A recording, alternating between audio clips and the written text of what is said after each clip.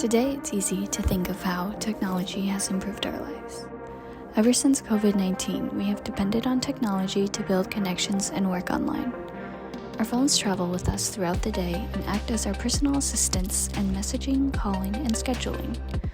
Although we have made so many advancements thanks to technology, we often let these uses of technology ignore topics of intersectionality and identity politics. Beyond a computer's performance is its user, which the technology may not completely understand who they are in terms of their race, class, and gender.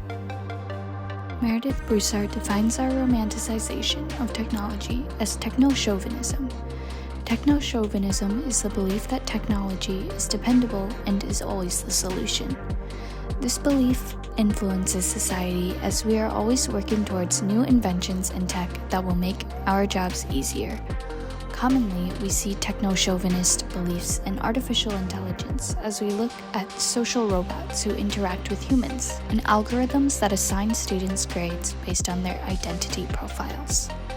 Even though both of these situations prompt a high-tech functioning world, they often ignore diversity amongst the human population because the tech is not built to see people of color beyond the margins they are already placed in.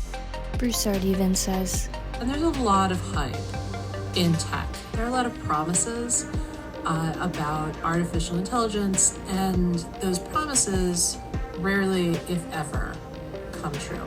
The fact is, machines and computers are seen to be unbiased. Because they are seen as just handling data, many infer that they cannot insert opinionated bias against a subject. But the implicit bias lies within its creators or data used. Although white creators can acknowledge diversity in algorithms or artificial intelligence, it is difficult for them to take on all features that promote inclusivity. Jessica Craig references the coded gaze, which is the embedded views that are propagated by those who have the power to code systems. Because of a lack of shared experience with users of color, white programmers can have an inherent bias that makes their technology unaware of characteristics of diversity. Since technology cannot detect diversity, it helps perpetuate the same narratives that reinforce stereotypes within the racial hierarchy. The COMPAS Risk Assessment Program, developed by Tim Brennan and Dave Wells, is an algorithm that delivers criminals a score based on their previous actions and likelihood of recommitting crime in the future. The algorithm depends on characteristics of criminal personality, social isolation, substance abuse, and residence/stability. Defendants are then rated with a high, medium, or low assessment for each category. These charts demonstrate the risk scores comparing black and white defendants. When looking at the average score for defendants in terms of race, the score should be about the same if there are no biases involved. But these charts reflect a history of high incarceration rates for black Americans.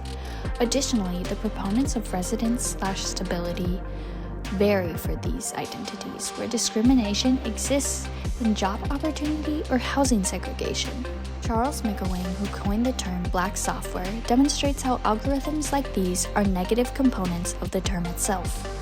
Though these risk assessment scores carry the belief that they will remain unbiased in criminal justice situations, their evaluations are based on social factors that are already waged against African Americans.